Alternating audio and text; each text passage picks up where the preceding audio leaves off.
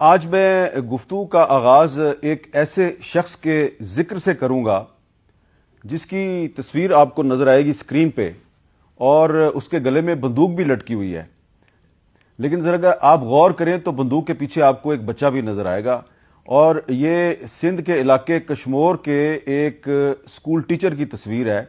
اور یہ اپنے بیٹے کے سمیت گلے میں بندوق لٹکا کے بچوں کو پڑھانے کے لیے اسکول جایا کرتا تھا،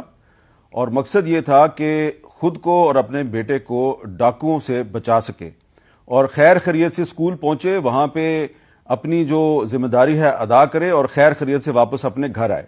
اور تھوڑے دن پہلے اس نے یہ جو ویڈیو جو اس وقت آپ کو نظر آ رہی ہے، اس کو خود ریکارڈ کر کے سوشل میڈیا پہ ڈالی اور حکومت کو بتایا کہ یہاں پہ حالات بڑے خراب ہیں، ہم اسکول میں بچوں کو پڑھانے کے لیے نہیں جا سکتے، اس لیے گلے میں بندوق لٹکا کے ہمیں جانا پڑتا ہے. اور صرف اس ویڈیو کے وائرل ہونے کے 2-3 دن کے بعد ہی اس کو کل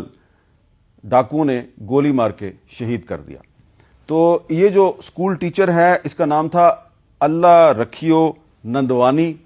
اور ایک اسکول ٹیچر کا جو المیہ ہے وہ یہ ہے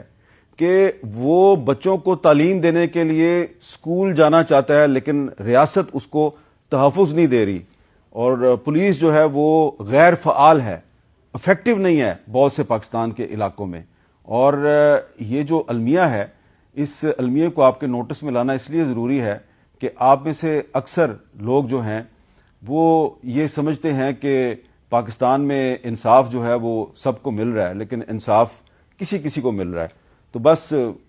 یہ جو اللہ رکھیو نندوانی ہے، اس کا ذکر پتہ نہیں دوبارہ میں کبھی کروں گا یا نہیں کروں گا، لیکن جو انصاف کے علمبردار ادارے ہیں، اگر ان تک میری آواز پہنچ رہی ہے تو گزارش ہے